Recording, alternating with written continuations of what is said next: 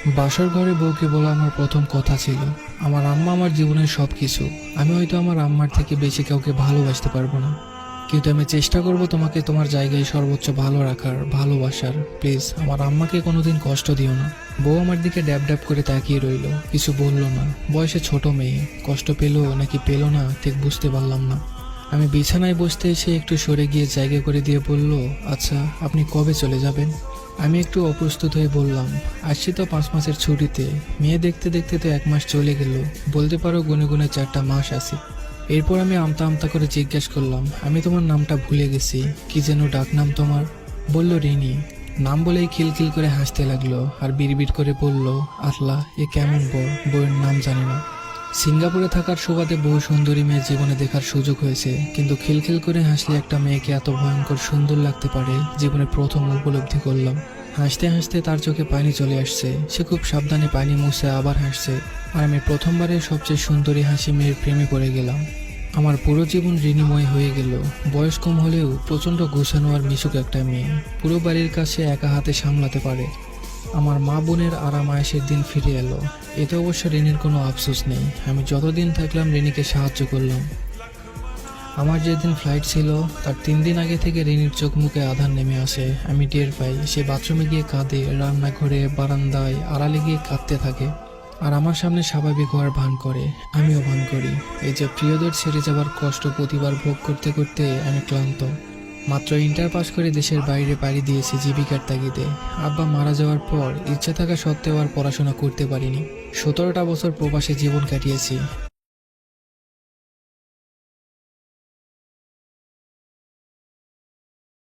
এখন আর হাউমাউ করে দুঃখ গায়ে মাখাতে মন চায় না, মনকে পাথর করেছি।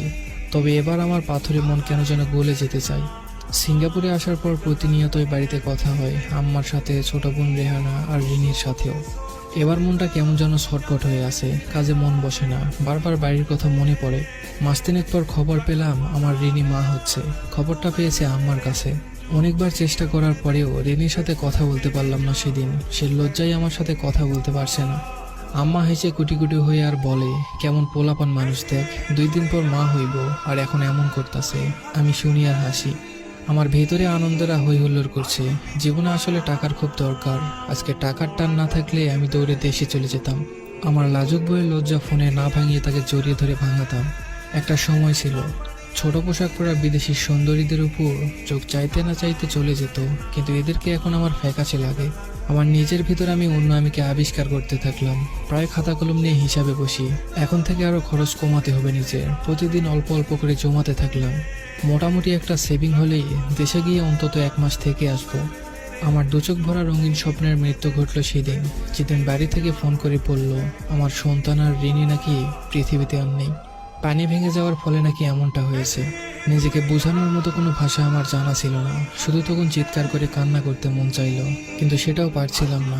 তখন শুধু আকাশের দিকে তাকিয়ে বললাম, হে আল্লাহ, আমি আপনার ফয়সালাকে মেনে নিয়েছি। আমার অশান্ত হৃদয়কে আপনি শান্ত করে দিন। প্রচণ্ড যন্ত্রণায় আমার দিনগুলো কাটতে লাগলো। উঠতে বসতে সারাক্ষণ রিনির কথা কানে বাজে। যে সময়ও কল দিত ওই সময়গুলো মনের অজান্তেই ফোন হাতে নিতাম। কিসের যেন অপেক্ষা, যেন শেষই হয় না। 3 মাস পর দেশে গেলাম। স্ত্রী সন্তানের কবর জিয়ারত করাটাই আমার মুখ্য উদ্দেশ্য ছিল। রাতে রিনির ফোনটা ঘাঁটছিলাম, হঠাৎ তার মেসেঞ্জার চেক করে দেখলাম একটা আইডিতে রিনি অনেক মেসেজ পাঠিয়েছে, ভয়েস পাঠিয়েছে, কিন্তু ওপাশের কোনো মেসেজ নেই। আইডি কার হতে পারে বোঝার কোনো উপায় নেই, প্রোফাইল লক করা। আমি মেসেজগুলো পড়তে লাগলাম। আমার মা বোনকে নিয়ে শত শত অভিযোগ, শত শত দুঃখ কষ্টের কথা সে লিখে পাঠিয়েছে। রাগ লাগছে, মনে সন্দেহ উকি দিল, সে কি কারোর সাথে পরকীয়ায় জড়িয়েছিল। পরের দিন সকালে আমি টাকা দিয়ে সেই আইডিটা হ্যাক করাই, লগ ইন করে বোকা বনে যাই। ফেক আইডি, কোনো ফ্রেন্ড নেই, রিনি ছাড়া কোনো পোস্টও নেই। লগ ইন ডিটেলস চেক করে বুঝলাম এটা রিনিরই আইডি, আর সে তার কষ্টগুলো আমাকে না বলে এখানে লিখে রেখেছে। অনেক জানা অজানা সত্য আমি জানতে পারলাম। সে আমাকে কেন বলেনি তা বুঝতে আমার আর বাকি রইল না। কতটা অমানবিক আমার মা আর বোন হতে পারে আমি চিন্তাও করতে পারছি না। মেয়েটা নিশ্চয় ভেবেছিল সবচেয়ে বেশি ভালোবাসার মানুষের নামে আমার কাছে অভিযোগ করতে নেই, কিংবা আমাকে সে কষ্ট দিতে চায়নি। অনুতাপ অনুশোচনা আমাকে ঘিরে তুলল। আমি হাসপাতালে গেলাম, যেখানে রিনি মারা গেছে। অনেক কষ্টে ডাক্তারের সাথে যোগাযোগ করে জানতে পারলাম আসল সত্যটা। রিনিকে প্রথমত দেরিতে হাসপাতালে আনা হয়েছিল, দ্বিতীয়ত আম্মা আর বোন জোর করে নর্মাল ডেলিভারি করাতে চেয়েছিল। মূলত আম্মাকে রাজি করাতে করাতে আরও অনেকটা সময় পেরিয়ে যায়। খুব বাজে শোনালেও আমার অবচেতন মন আমাকে বারবার বলছে, তোর আম্মা তোর বউয়ের খুনি। বাড়িতে এসে আম্মার রুমে গেলাম, আম্মার সামনে বসলাম আর আম্মাকে বললাম, আম্মা, আমার ছোট বোনটার কেন যেন সিজার করেছিল ডাক্তার। আম্মা পানির বক্সটা খুলতে খুলতে বলল, কেন আবার? পানি ভাঙার ডর আছিল, ডাক্তারই তো কইল করতে, আল্লাহ বাঁচাইছে, সময় মতো করা গেছে। আম্মার উত্তরে আমার কলিজায় আগুন জ্বলে গেল। যেটা নিজের মেয়ের বেলায় ভাবতে পেরেছে সেটা রিনির বেলায় পারল না। একজন নারী হয়ে অন্য নারীর প্রতি এতটা অবহেলা। কোনো মতে ধৈর্য ধরে বললাম, আম্মা, আমি কি আপনারে কখনো কষ্ট দিছি, ভালোবাসা কম দিছি? আম্মা এবার একটু অবাক হয়ে বলল, কেন বাজান, কি হয়েছে? এডি কুচকে রে।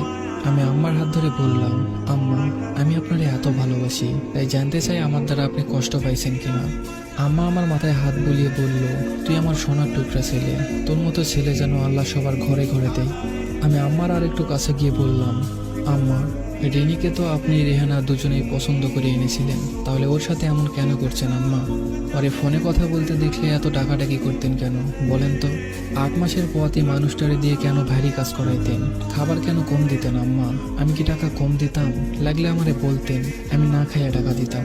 আমি যে আল্লাহর ভরসায় আপনার কাছে আমার বউরে রেখে গিয়েছিলাম, আপনি আপনার বিবাহিত মেয়ের দেখভাল করলেন, যে শ্বশুর বাড়িতে না নিজের মায়ের কাছে থাকে বেশি। কিন্তু আমার এতিম বউটারে দেখলেন না আম্মা, কাজের লোকের মতো তারে দিয়ে খাটাচ্ছেন। আগে না হয় নিজের ইচ্ছাই করতো, কিন্তু যখন শরীর খারাপ হইল তখন কেন জোর করে করালেন আম্মা? আম্মা আমার হাত ছেড়ে দিয়ে চিৎকার করে বলল, মরার আগে এমন মিথ্যা কথা কইয়া গেছে আমার নামে, আল্লাহ আমারে তুমি উঠাই নাও, তুমি বিচার করো, কবরে আগুন জ্বলবো। আম্মার চিৎকারে বোনের ভাতিজিও ছুটে এলো।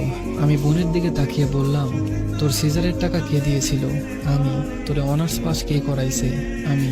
তোর জামাইয়ের আবদার কে মেটায়? তোর সংসার কয়দিন পর পর কার টাকায় জোড়া লাগে? আমার টাকায়। তাহলে আমার সংসারটা ভাঙলি কেন বলতে পারবি? বোন আমার হুঙ্কার ছেড়ে বলল, ও তুমি আমাকে বিচার করতে দেশে আইছো? তোমার বউ যে এত কুটটা আগে বুঝিনি, এত মিথ্যুক। ছি। আমি কিছুটা রেগে গিয়ে বললাম, মিথ্যুক তো তোরা, যত রকমের অমানসিক নির্যাতন করেছিস, এমনকি তুই তার গায়ে 2 দিন হাত তুলেছিস। আমার আম্মা সেটাকে আবার সঠিক রায় দিয়েছে, অথচ সে আমাকে কিছু বলল না। বোন এবার মস্করার সুরে বলল, ও, তোমার ভালো বউ কিছু বলে নাই, তাহলে এগুলি এখন তোমার বউয়ের ভূত এসে বলে গেছে। ইচ্ছা হলো চর মেরে ওর দাঁতগুলা ভেঙে দেই। ওর বাচ্চাটার সামনে দাঁড়ানো, তাই নেহাত ছেড়ে দিলাম। রাগে কিরমির করতে করতে বললাম, নিজে না পড়ে তোকে পড়িয়েছি। তোর উচিত তোর জামাইয়ের অতিরিক্ত চাহিদায় নিজে ইনকাম করে মেটানো, যেহেতু নিজের পছন্দেই বিয়ে করেছিস। রেহানা বিলাপের সুরে বলল, নিজের আপন ভাই বোনকে এমন খোঁটা দিতে পারলো পরের বাড়ির মেয়ের জন্য? এমন দিনও আসলো আমার জীবনে। আমি আম্মাকে বললাম, আম্মা, আমি তো সিজারের জন্য টাকা দিয়েছিলাম আলাদা করে, তাহলে আপনি করাতে চান নাই কেন? আপনার আর রেহানার এত আপত্তি থাকার কি আর কোনো কারণ ছিল?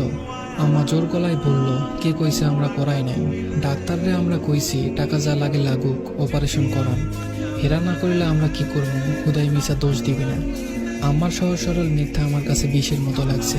আমি দীর্ঘশ্বাস ফেলে বললাম, আম্মা, আমি খবর নিয়ে আসছি। সিজারের টাকা আপনি আপনার মেয়ের জামাইকে দিয়েছেন, তার জমি কেনার টাকা শর্ট পড়ায়। আপনি আপনার মেয়ের সংসার বাঁচালেন আর আমার সংসারটা ভেঙে দিলেন। আমার মাসুম বাচ্চাটারে মেরে ফেললেন। এ আপনার কেমন বিচার আম্মা? আম্মা কাঁদো কাঁদো গলায় বলল, হায়াত মৌত আল্লাহর হাতে, তুই আমারে দোষ দিতে পারিস না। কোথায় যেন হাদিসটা পড়েছিলাম, তুমি তোমার বাবা মায়ের সাথে তর্ক করো না, এমনকি তাদের জুতোর সাথেও না, যদিও বা তুমি সঠিক হও। নিজেকে সামলে নিয়ে আমার দিকে তাকিয়ে শান্তভাবে বললাম, আল্লাহ বলেছে চেষ্টা করতে, আপনি এবং আপনারা করেন নাই, বরং আরো খারাপ করেছেন। তারে তিলে তিলে শারীরিক মানসিক যন্ত্রণা দিয়ে মেরেছেন। সে যদি আমাকে নালিশ করত, তাহলে সত্য মিথ্যা মিশানোর সুযোগ ছিল, কিন্তু যে মানুষ নিজের সাথে কথা বলে তার মিথ্যা বলার দরকার হয় না।